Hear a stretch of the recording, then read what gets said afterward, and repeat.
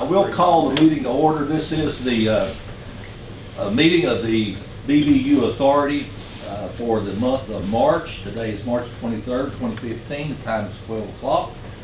And we'll get started with the chairman's comments and announcements. A couple things. First, you will probably notice that we are on TV today for the first time. And this is a trial run to see how it works out. We've got a couple members that have not made it yet that are probably at work and couldn't get away, that may be here a little bit later on. You probably noticed in your packet that you had a ruling there from Walt on about the issue of having a prayer before our meeting. We haven't had time to discuss that, vote on it or anything. So today what I plan to do is we will stand and we will have a moment of reflection, and then I'll wrap, and then we'll do a pledge of allegiance to the flag.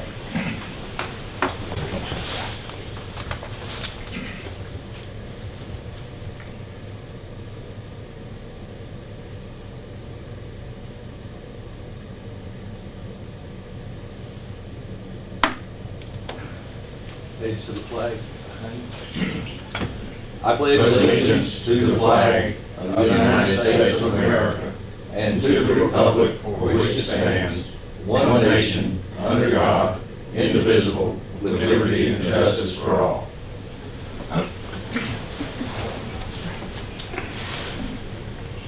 Okay, a couple things that I need to bring to your attention. Let's see, some of them I can't because we don't have everybody here. I think that's all I have. Oh yeah, right here in front of you, you have a confidentiality acknowledgement. Be sure that you sign that and get that back to Walt before you leave here today. It's important that you do that. Okay, does any other board members have anything to offer under the chairman's comments and announcements? Any announcements or anything? I'd just like to say I got a call from a person. He didn't want his name used, but he did say that during this winter, the snow, he did not have an outage. He stayed warm, and he wanted to thank BVU. He's made some complaints at times, but this time he was all it was all being thankful for the being warm and having his electricity on during this cold snap. Thank you, Mr. Odom. And we do all the debt of gratitude to all of the employees. It's, you know, they work hard in the summer so that we can have, to get the trees trimmed and all the things that they do to prevent these outages. And it does pay off in the wintertime when we have the kind of weather that we've had this past few weeks. Okay, under old business, review and approve the minutes of the February 23rd, 2015 regular meeting. And Mr. Fleener, if you notice, we did put comments in there that you wanted. Thank you very much. So I have a motion that we approve the minutes as presented. I move that we approve the minutes as presented. Do I have a second? I'll second. Moving a second. All in favor, aye. Aye. Opposed? Okay, the next, the motion carries. The next item is ratifying the American Cancer Society sponsorship. This is a housekeeping chore that we need to do that we should have done last month, and just we failed to get it voted on. So I need a motion and a vote. I think this was approved by the Finance Committee and just failed to bring it to a vote in our regular meeting last month. Do I have a move that we accept this or ratify? So moved. That's Mr. Odom. A second? Second. Second by Mr. Ashley.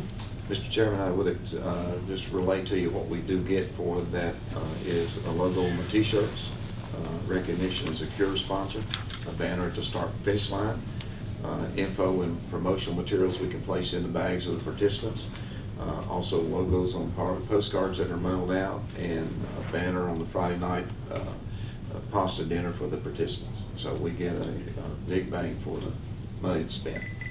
And somewhere along the line, the Harlow experience is going to be peaking. Somewhere on it.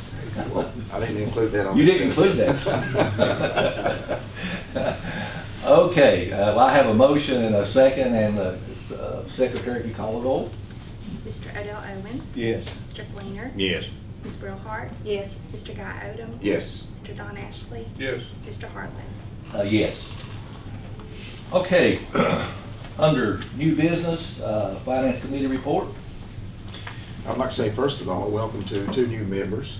Mr. Fletcher had to go back. One of them had to leave, but Steve Fletcher met with us earlier, and he had to leave, and Ted Ellis, they're new members, and we met with them early in the week and gave them packets on the finance reports for the BVU, because they were just a little different than others, and they've come up to speed on that, and they were at the meeting today. And I'll let Stacy go over the reports, but it was a very good report for the month, and we are well pleased with the direction that we're headed as far as financials. Stacy? If you'll, I don't think we numbered the pages, but if you'll turn to the page, has budget actual summary at the top. This is a snapshot that we go over each month. It shows you consolidated and each division. As you can see, we came in better than net income by about $1.5 million for all 4 operating divisions. EBITDA, we came in about $1.3 million better. We had budgeted EBITDA to be around $8.5 million. We're coming in at about $9.8 million. Those are the funds that we have available for debt service, principal interest, and about $11 million capital budget for this fiscal year. So we're on track to be able to cover debt service and our capital spending plan. That same page shows you our debt covenant ratio, which is required by the covenants under our bond deal. We're required to have a 1.2 debt service coverage. We're at a 4.6, so definitely we're able to cover the obligations under those revenue bonds. Again, the next page I like to look at is the income statement. So it's the one that has the colors on it, the orange underneath it for the volumes.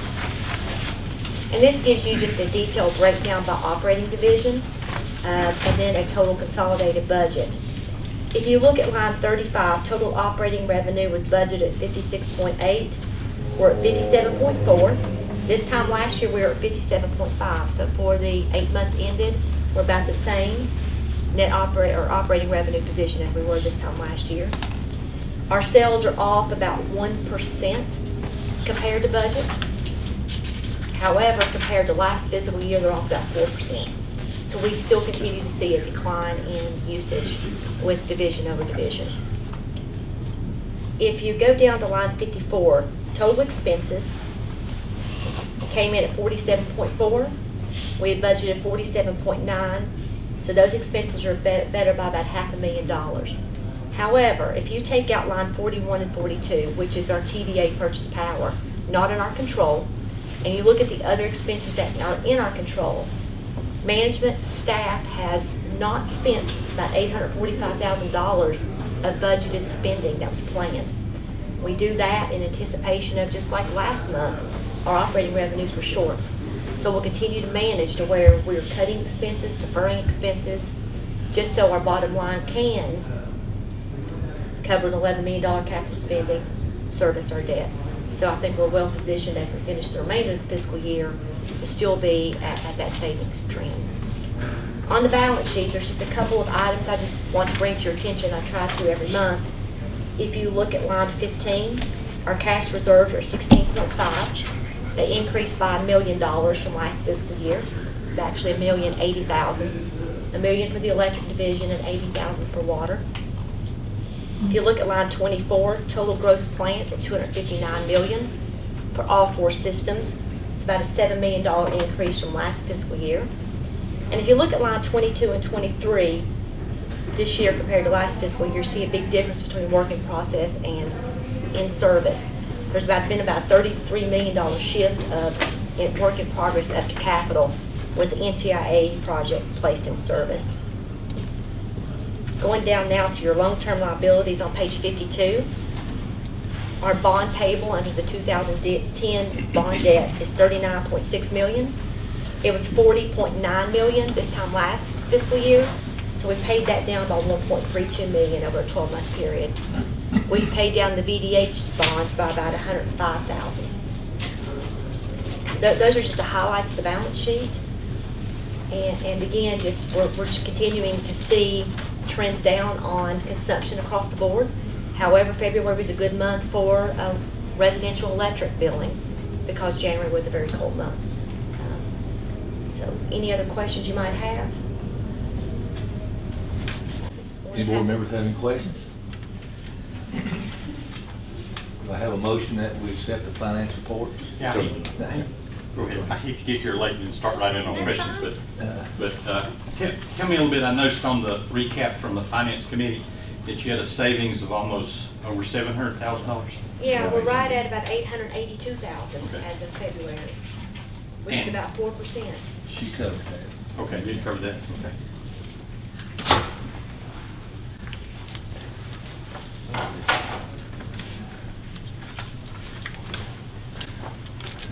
Okay, now that we're all seated and ready to go. Yes. Motion to approve the Understand. financial report. Yeah. Some folks have to work to live, you know. Mr. Chairman, I'll make a motion to approve the financial report. I have a move to accept the finance report. I have a second. A second by Mr. Odell Owens. Call the roll. Okay. Mr. Odell Owens. Mr. Owens. Yes. Mr. Fleener. Yes. Ms. Brillhart. Yes. Mr. Odom. Yes. Mr. Ashley. Yes. Mr. Clifton. Yes. Ms. Esposito. Yes. And Mr. Harlow. Yes. We have been joined by two other members of our board, so we are still absent one, which would be Dr. Weber. He will not be here, so you want to make a note of that. All right, next on the agenda is that we're going to give you a presentation on our sewer update. And we've, as you know, we've spent quite a bit of time, Don and the staff and myself, and working and talking about our sewer situation. And we know that it's been here for quite some time, and it's beginning to need some attention. So with that in mind, we can proceed with your presentation. Thank you. So at this point in time, I'm getting toward the latter stages of developing a sewer improvement plan to bring to you. Got solicited some input from you as far as how you feel about various options we have. Right now I'm going through, along with our water and wastewater manager, Bill King, we're going through and reviewing all the existing engineering studies. We're doing project development to see what prioritization and what type of projects we need. We're looking at how would we improve, how would we finance improvements to the sewer system. We're studying in detail a revolving loan program that the Virginia Department of Environmental Quality provides to see if we qualify and how that would fit together, and then what kind of schedule to look at. At this point, we've had engineering studies going back all the way into the early 70s that we've been able to look at, with principal studies being done between 1994 and 2008. These engineering studies involve smoke testing, video camera inspections, flow monitoring throughout the entire system. In addition, we have internal projects we're developing, and we're looking principally at two major areas, Beaver Creek Zone and Little Creek Zone. Combined, they would represent over 80% of our entire sewer flow to our plant each day, of which Beaver Creek is in excess of 70%. With that, we're going to go back and continue to do a little bit more refinement, look at a little bit more engineering work and site studies to develop a comprehensive solution or a comprehensive way to address the age and condition of our sewer system. You'll be getting shortly a general description of projects that we see being identified as something that we could frame into a coherent package of projects. You'll have a project ranking, a matrix that kind of evaluates those criteria. You'll have a preliminary engineering cost estimate, and then you'll have some potential projects that we've developed to consider. The general project description you'll get will include the location, the cost, the purpose of the project, and what the sewer zones impacted will be, whether it be Beaver Creek or Little Creek. Then the project matrix will score various factors related to the sewer system. You'll get to look at condition and age of material of the sewer system there, what its capacity is, how does this spending address issues like inflow and infiltration to the system. We've also gone the extra step to look at the proximity of this sewer line to a stream where it might be able to take in stream water that's not needing treatment and putting it in our sewer system. And then we'll look at the overall condition of the pipe in the system in general. Based on that, we'll go back to the engineering studies. We'll be looking principally at the length and diameter of the pipe to come up with a cost estimate along with the scope of work. But we also have to factor in working conditions, like its proximity to streams or proximity to roadways. Sometimes the stream may cause us more expense than the roadway. Other times the roadway. If you were on Lee Highway this weekend when we made the connection to the falls, you would have seen that all traffic on Lee Highway was diverted into the entrance of the falls, and that was quite slow and laborious. If we end up having to replace stuff that's in the middle of a right-of-way lane on Lee Highway, that'll obviously be more expensive than if we're in a more rural, open area. Things like traffic control and signage and so forth can drive up the cost. What we would then do is final estimates would be nailed down once we have a sense of the project scope prior to any funding. So the potential projects we're looking at in Beaver Creek, one of the major areas we're looking at is studying the Norfolk Avenue area. We have a restriction in our sewage capacity at a 20 and 24-inch pipe. It's 36-inch upstream and 36-inch downstream, but it looks like there was a section of it that was left with a restriction. We'll be looking at how that would impact the overall capacity of the system, with an eye towards increasing our peak flow capacity in a storm event. In Little Creek, we're looking at basically the area from the new food city all the way up to perhaps the Shears facility. We're going to do an intensive engineering study to see what needs to be done there. One of the things we think we could accomplish there is it's adjacent to Little Creek, and inflow and infiltration may be an issue to address because of the age and condition of the pipe. We've been taking a lot of photographs of the system and some video work, and we'll continue to build on that. Next, we think we probably have a significant area where we can make an investment in Piedmont Avenue. There's a lot of old clay pipes. They're very susceptible to root damage and just general strength of the pipe. We'd be looking at something like replacing the clay with PVC. We also want to make sure we've eliminated all storm sewer connections. Stormwater is supposed to go in the creek, and sewage is supposed to go in the sewage system, and that's been a struggle that any old cities had to deal with for years, and most of that's been addressed, but we want to continue to monitor that. We're also looking in the area of Euclid and Virginia Intermont campus area, again, for reducing inflow and infiltration. All those projects should result in reducing the amount of flow we actually have going to our plant, which will eventually reduce the amount of operating costs we have. Then we'll look at various areas in downtown. That tends to be some of our oldest infrastructure, to see what else we can do to increase flow, the workability of the pipe, but also at the same time trying to separate the flow of inflow and infiltration from the actual pipe. We see projects that could be anywhere from a half mile to a mile. Some projects may be shorter, like 1,000 feet or something. We'll just go through and try to prioritize. If the pipe's in general condition, we'll try to make the repairs. If we find consistent failures along the pipe, then it'll probably have to be replaced.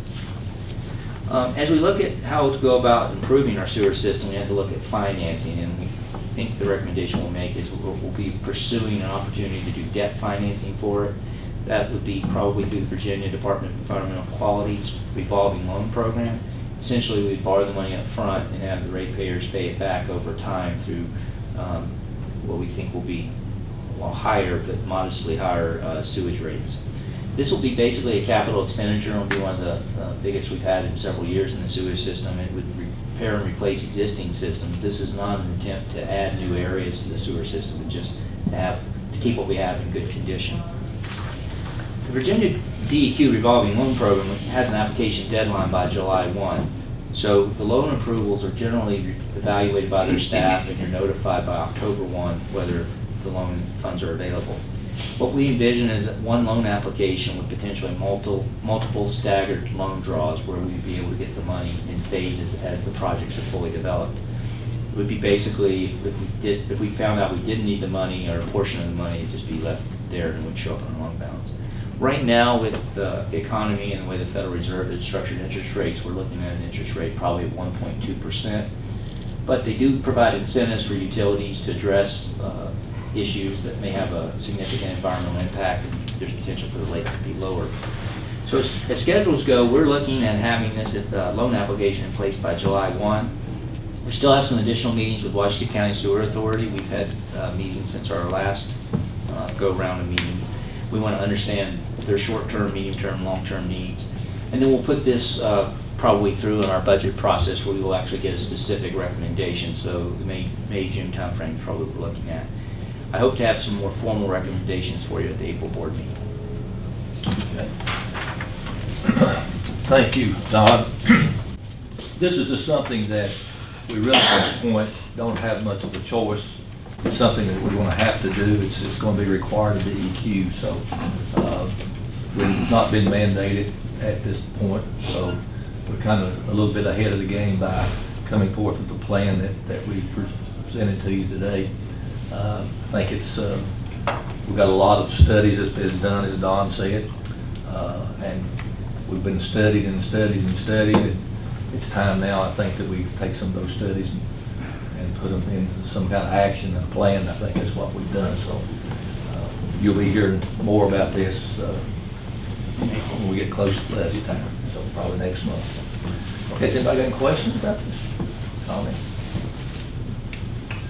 Okay. The next item on the agenda is the authorized general counsel request for proposal. Get some background before you vote. Yes, if you would please. Well, first of all, the general counsel works for the board, and you'll be given an opportunity to select who will be your legal counsel going forward. So I anticipate we'll probably have one or more scheduled special meetings where you'll come in and have an opportunity to either interview, select, or negotiate with your new legal counsel. The plan we have right now is to have an RFP out in the paper next weekend, and also have other advertisements through various legal professional organizations to solicit attorneys or law firms that are interested in being your general counsel. Once that comes in, the staff will work with you in helping you evaluate those applications, and at some point you'll figure out a slate of who you would like to bring in for interviews, and then you'll have your chance to interview with them, whatever format you like, and then ultimately select one. And then we'll be here to evaluate and help with the engagement letter or whatever the end up the contract being, but obviously you'll have the opportunity to determine what those terms are. And what you're voting for today, board, is the authorization for us to go out with a proposal, a request for proposal. You're not voting on the attorney himself, so this is just giving the authority to Mr. Bowman to send out the RFP. And I assume the RFP is ready with the job descriptions and all that? It's in final draft form pending this meeting. So Final draft. I can send it out for one more round of reviews if you like before. But I think the news advertisement will be explicit that we need to have them both kind of at the same time. Okay. Where would we be advertising? I mean, what areas? Or Well, basically, we're going to contact the local bar associations as well as the newspaper, and we'll be on eba.gov and then word of mouth. I think we're kind of looking more locally than, we don't want to get too far outside of the area, because we need someone with knowledge of BVU and someone with knowledge of the Bristol area and that sort of thing. So Travel time. We want the best Travel person, time. Marlo. I think we want the best person Yes. regardless of the area and so forth. And I would suggest asking or putting an advertisement in Virginia Lawyers Weekly. Okay, that is a state, basically weekly newsletter that the bar has, or you subscribe to it, and I think that would get a lot of people within our area potentially too, and also statewide that may want to relocate to this area. So. yeah, good idea. Yeah. I'll send out a final advertisement plan, but with the targeted advertisement will go out this week. That sounds good. Thank you. Anybody got any questions about this? Do I have a motion that we authorize to go out for general counsel request for proposal? I move that we send an RFP for general counsel. I have a move by Mr. Glenn. Have a second. anyone, me or Odell, either one. Take your pick. Odell or JC. Okay. Any further discussion? All right. Secretary, call roll, please. Mr. Owens? Yes. Mr. Fleener? Yes. Ms. Brillhart? Yes. Mr. Guy Odom? Yes. Mr. Ashley? Yes. Mr. Clifton? Yes. Ms. Esposito? Yes. And Mr. Harlow? Yes. And one other thing before we adjourn, you got that? Charlotte, before you go to this thing, I want to commend Mr. King. I didn't get a chance, I didn't say it a minute ago, when we were doing the sewer things and so Yes, forth, and we yes. came up here, he was able to give me in 10 minutes a concise understanding of what was going on. And Mr. Bowman came in, and I just want to say how much I appreciate and how lucky we are to have someone of his caliber on this staff at BVU. Here, here. Yeah, good.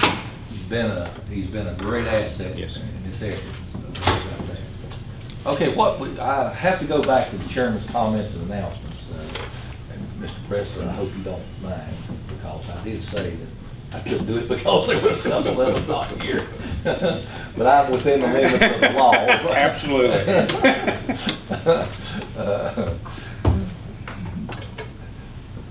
So we will still are lacking one signature, but if you would stand, please, I would like to make this presentation. All of us stand? Yes.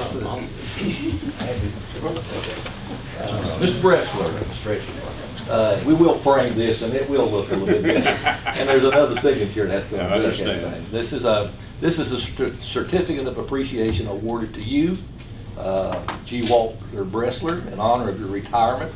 BVU Authority Board of Directors wishes to thank you for your professional and dedicated service to BVU as General Counsel from March 31st, 2008 until March 31st, 2015.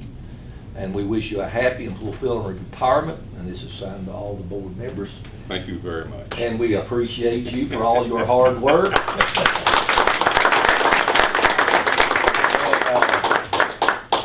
My advice to you is retire, please. Please just stay that way. Thank you very much. You'll get that other signature. It's been an honor. Yeah. Okay. You might want to. Okay, if there's nothing else, did you have anything else? No. Okay, if there's nothing else to come before the board, we now stand adjourned. Thank you very much for being here. We ought to thank Mr. Rich too. I mean, before we go, I know we. Where's he at? He's back here. He's Mr. right Rich is there. back here. Yeah. And He's leaving too. He's leaving us too. Yeah, I didn't see him sitting back there. You can't miss him with that Right. shirt. I mean, come on. Yeah, he still wears a pink shirt. But Brian, we wish you the best too. Amen. Amen. Appreciate it. You don't report directly to the board, but you sure do a lot for us. We appreciate that. Appreciate you all. He always brightens our days up in here, and it's going to be missed. I appreciate it. Appreciate that. Okay, we're adjourned. Thank you for being here.